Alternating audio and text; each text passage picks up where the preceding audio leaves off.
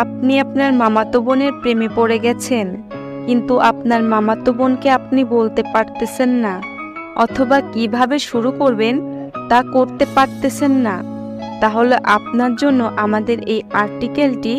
তাই আপনারা একটু ধৈর্য ও মনোযোগ সহকারে ভিডিওটি শেষ পর্যন্ত দেখুন, কারণ ভিডিওটি আপনি যদি স্কিপ্ট করেন তাহলে আপনি বিষয়টি বুঝতে পারবেন না। সেজন্য আপনাকে অবশ্যই একটু ধৈর্য সহকারে ভিডিওটি শেষ পর্যন্ত দেখতে হবে। মামাতো বোনের প্রেমে পড়া এটা কোনো অস্বাভাবিক ব্যাপার না, এটা একটি স্বাভাবিক ব্যাপার। আপনার মামাতো বোনকে পছন্দ আপনার হতেই পারে, তবে আপনি আপনার মামাতো বোনকে সহজেই আপনি কোনোভাবে পটাতে পারতেছেন না।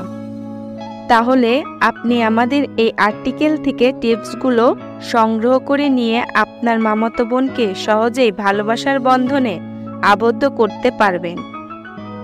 আপনার মামাতো বোন মানে আপনি তো আপনার মামার বাড়ি যেতেই পারেন, সেজন্য মামাতো বোনকে পটানো অতি সহজ একটি বিষয়।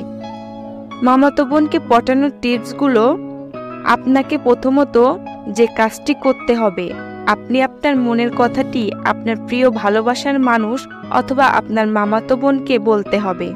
বুকে সাহস নিয়ে, এটাই হচ্ছে আপনার প্রাথমিক পরিচয়। এর একটি পাঠানো হয় উত্তম পন্থা।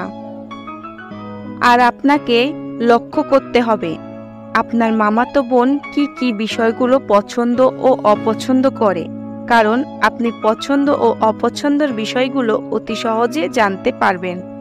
কারণ আপনার নানুর বাড়ি আপনি তো যেতেই পারেন, তাতে কোনো সমস্যা নেই।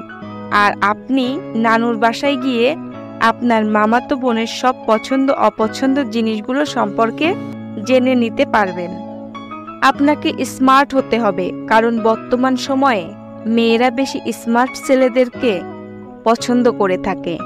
যদিও আপনার মামাতো বোন, তবুও আপনাকে একটু স্মার্টলি ভাবে চলতে হবে, যাতে আপনার ওপর আপনার মামাতো বোন ক্রাশ খায়, অর্থাৎ প্রেমে পড়ে যায়।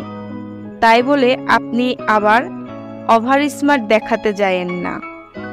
মামাতো বোনকে পটানোর সেরা কৌশলটি হলো, কারণ মামার বাড়ি আপনি যখন মন চায় তখন যেতে পারেন, তাতে কোনো বাধা নেই।